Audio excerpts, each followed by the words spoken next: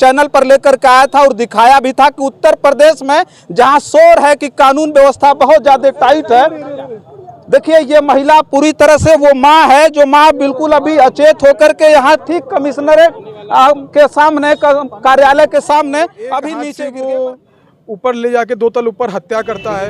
हत्या करके हाथ मुंह बांधता है, पाँव बांधता है, फिर बॉडी को नीचे लाके आगे में जो सीवर का चैम्बर उसमें डालता है। ये आप जो भी सुनेगा, हम लोगों की सुरक्षा चाहिए ना कि हमारे घर की बहन बेटी की इज्जत गया, हमारे घर में डेथ हुआ, हमारे घर की बेटियों की इज्जत लूटा गया, हमारे घर की बेटियों का हत्या किया गया, उन परिवार ने किए।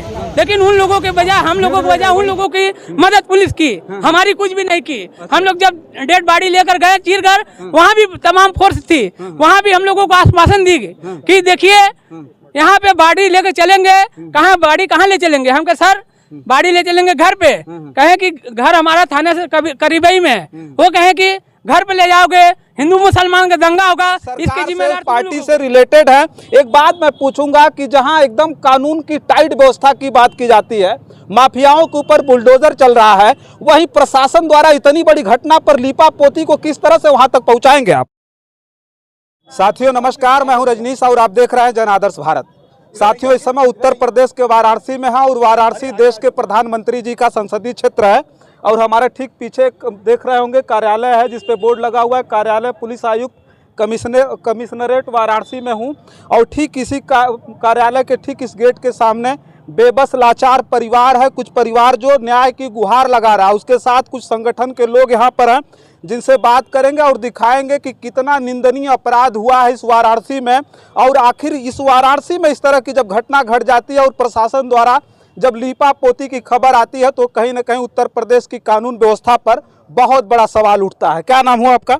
हमारा नाम विकास है। अच्छा, क्या किस संगठन से? हम संघ के कार्यकर्ता हैं, हिंदू जागरण मंच के जिला अध्यक्ष वाराणसी के। अच्छा, क्या मामला है इस पे थोड़ा सा बताएं। ये दुर्घटना 1 अप्रैल की है। अच्छा, 1 अप्रैल को सुबेरे प्रतिदिन की भांति सुनीता देवी और आपकी लड़की थी सोनम, वो साफ सफाई के लिए जाती थी ज्ञानचंद के घर। तो सोनम उस दिन सुबह घर गई तो लगभग 8:30-9 बजे उसका वहाँ पे हत्या कर दिया जाता है। अच्छा। फिर उसके बाद जब सुनीता देवी कुछ देर बाद घर पे जाती है तो फिर ये पूछती हैं कि सोनम कहाँ है, तो कोई माकूल जवाब इनको नहीं मिलता। तो कुछ फिर इधर उधर ढूंढने जाती हैं और बाकी जहाँ जहाँ काम ये करती थी, जब पता चला कि वहाँ भी नहीं आई है तो फिर ये ज्ञानचंद सोनकर के घर जाती हैं। तो इनको उनकी जो बहू है वो कहती है कि तुम्हारी लड़की की हत्या हो गई। यह मामला सुबह लगभग किसकी? ज्ञानचंद की बहू? ज्ञान की सीमा बोलती है कि तुम्हारी लड़की की हत्या हो गई है। तो इनको पहले विश्वास नहीं होता।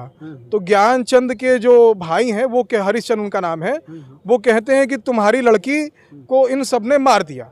अच्छा। तो वो काफ़ी उनका सज्जन व्यक्ति है। तो जब उनके बात पे इनको भरोसा होता है तब फिर जब ये घर के अंदर जाती है, ढूंढने लगती है लड़की को, तो वहाँ पुलिस बैठी रहती है। तो पुलिस ज्ञानचंद से कहती है कि तुम कौन हो, इससे पूछती है। तो ये बताती हैं कि हम सुनीता हैं, सोनम की माँ है। सोनम हमारी लड़की कहाँ है? तो वो कहते हैं कि रुको बैठो, तो हम बता रहे हैं तुमको। इनको जब बैठाने लगते हैं तो ये डर जाती हैं।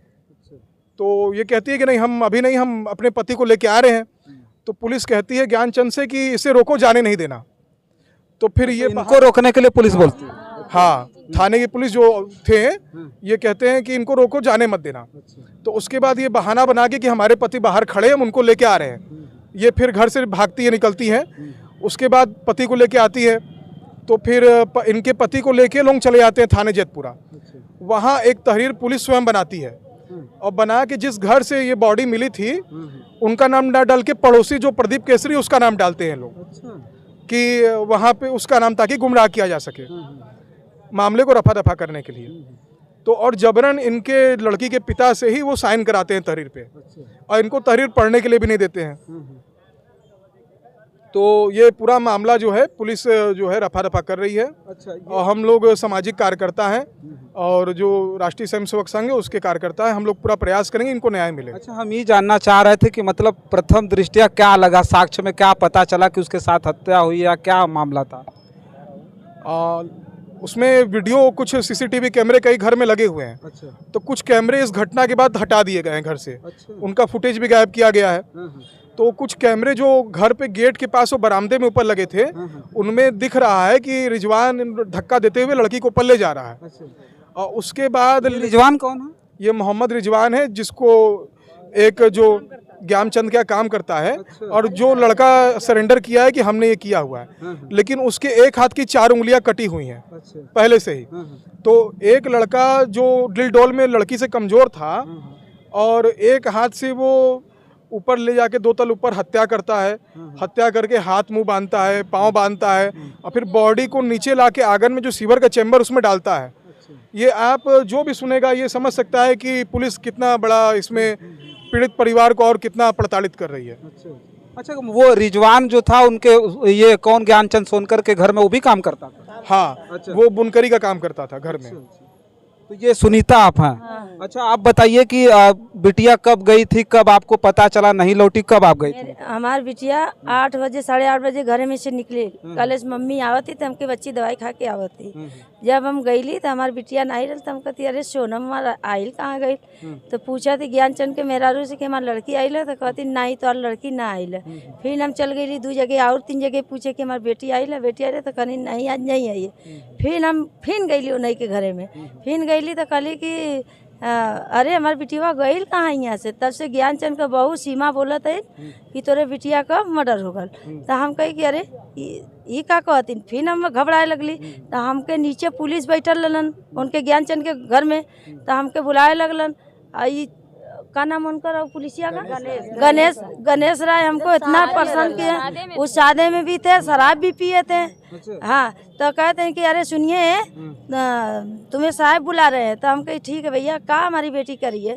तो कहे कि तुम्हारी बेटी कुछ नहीं करी है, खोज रहे हैं। तो हम कहे अरे अभी घर में से आई ला, कहाँ चल जाए? यह कहते आई ला। तब से कहते हैं कि पुलिस लोग की इनको रोकिए, बाहर मत जाने दीजिए ज्ञानचंद के। हम वहाँ से कहे कि नहीं हम जा रहे हैं, हम अपने पति के लेके आएंगे। इनको लेके आए तो इनको देखे ताकि कुल करें। फिर इन्हें पूछे कि मेरी बेटी कहाँ है? तो कहे तुम्हारी बेटी को हम खोज रहे हैं, साइन करिए। तो इन बोले कि हम ऐसे नहीं करेंगे, जबरदस्ती पढ़वाए लिखाए नहीं, साइन भी करवाए और थाने पे भी ले गए हम लोग के, वहाँ भी बैठा लिए। तो हम कहती ला कि अरे यहाँ हमने बैठा ली, हमारी बिटिया को पते ना चला था। फिर इन्हें कहना चल देखल जाए। जब हम थाने से आवत ला तो देखा थी कि सब कोई सुख पुलिस वाले मिल के हमरे बेटी के मालून में से निकाल के बाहर ले जाते रहन।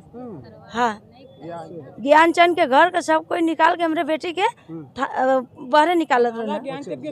ज्ञानचंद के घर में नाला है, वही में रख ले रहन सब। सीवर में डाल दिए? हाँ, वही में डाल दे रहन। दुष्कर्म भी आया है पोस्टमार्टम में आया है कि सिम्टम्स है दुष्कर्म के भी।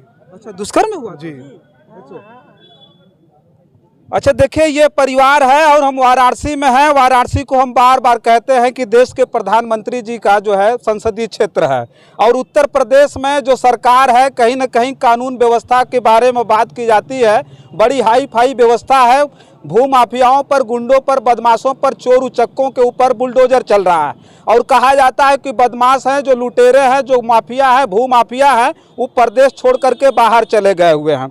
लेकिन बनारस में किस तरह की स्थिति है, बनारस में क्या हो रहा है, आप साफ तौर पर देख सकते हैं। जो संगठन के लोग हैं कहीं न कहीं बिल्कुल जो है सरकार से, उस पार्टी से रिलेटेड है।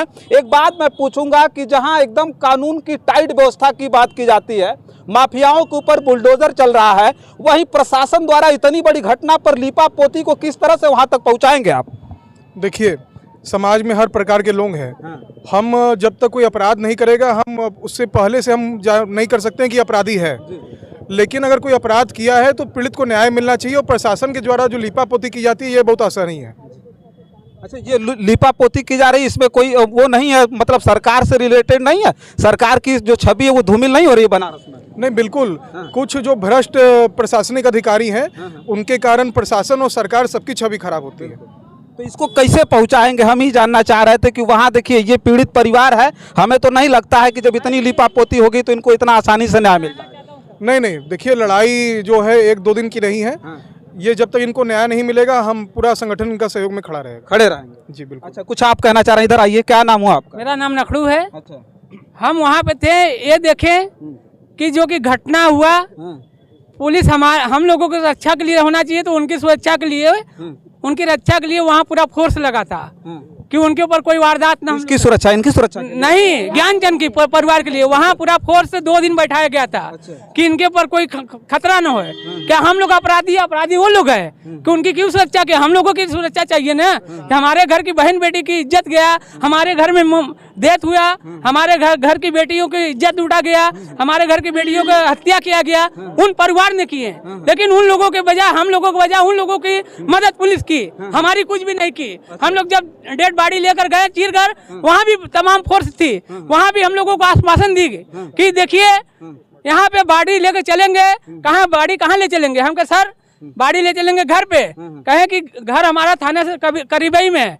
वो कहे कि घर पे ले जाओगे, हिंदू मुसलमान का दंगा होगा, इसके जिम्मेदार तुम लोग होगे, हम नहीं होंगे, तुम लोगों को आरोपी बनाएंगे। हम लोग डर के मारे बॉडी को वहाँ पे पुलिस कैटेगरी में रहते हुए जला दिए हरिचंद घाट पे। घर नहीं ले आने दिए। वहाँ बहुत सी डीएसपी थे, बहुत सी अधिकारी थे, पूरा वहाँ भी फोर्स था, जमावड़ा था, हम लोगों को लेकर नहीं बॉडी आने दिए। अच्छा, आप इस परिवार के हैं? जी, मैं मामा हूँ लड़की का। लड़की का मामा ये कह रहा है कि जिला प्रशासन पर भरोसा है आपको? सरकार के ऊपर, और जो कि हम लोग उम्मीद ही लेके आते हैं। अब सरकार को न्याय करना चाहिए कि हमको हमारे साथ न्याय होना चाहिए कि नहीं। अच्छा, हम लोग कहीं भी जाएंगे तो न्याय के लिए जाएंगे, हम लोग नहीं झूठे किसी को आरोपी नहीं बनाएंगे। अच्छा, अभी किससे मुलाकात हुई थी, किससे मिलकर आ रहा है? यहाँ संतोष सिंह जी से मिले हैं कमिश्नरेट में। उन्होंने आश्वासन दिया है, और एक पुलिस महिला अधिकारी हैं ममता रानी जी, और ये कहा गया है कि आप इसको केस को लीड करेंगी, और जो भी उन्होंने स्वीकार किया है कि जो नीचे के जो पुलिसकर्मी हैं उनके द्वारा मामले में लिपापोती की गई है। अच्छा, उन पे कार्रवाई की कोई? हाँ, वो बोले हैं कि जो भी दोषी पाए जाएंगे उन पे कार्रवाई भी की जाएगी। अच्छा। अब देखिए, हम वाराणसी में थे, वाराणसी की इस खबर को सुना रहे हैं जो काफ़ी दर्दनाक है। एक परिवार अपनी बेटी को खो चुका है, और उस बेटी के साथ क्या क्या अपराध हुआ वो तो सारा कुछ पता चलेगा ही चलेगा। लेकिन एक बात और बता दें कि उसको मार करके इन लोगों के कथनानुसार उसको सीवर में डाल दिया गया था। कितनी दर्दनाक घटना थी। और उस परिवार को, और बिल्कुल पोस्टमार्टम के बाद वो लाश को घर नहीं ले गए बल्कि उसको जला दिए, और जलाने के बाद आज कहीं ना कहीं ये परिवार दर दर भटक रहा है, मतलब न्याय के लिए। लेकिन कुछ संगठन के लोगों को इस बनारस जैसी जगह पर खड़ा होना पड़ा है इस परिवार को न्याय दिलाने के लिए। उत्तर प्रदेश की कानून व्यवस्था को भली भांति आप लोग देख सकते हैं, और बहुत सारी घटनाओं को मैं अपने चैनल पर लेकर के आया था और दिखाया भी था कि उत्तर प्रदेश में जहां शोर है कि कानून व्यवस्था बहुत ज्यादा टाइट है।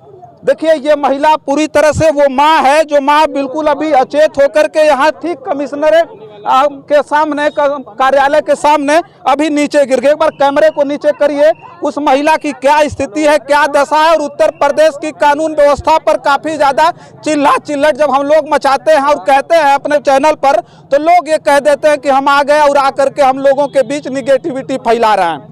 लेकिन ऐसी कोई बात नहीं है। ये परिवार देख लीजिए आज पूरी तरह से परेशान है, हैरान है, और कानून व्यवस्था, न्याय इनको मिलेगा कि नहीं मिलेगा ये तो आने वाला वक्त बताएगा। तब तक के लिए देखते रहिए जन आदर्श भारत। मैं हूँ रजनीश, कैमरे के पीछे है मोहम्मद आदिल। बहुत बहुत धन्यवाद।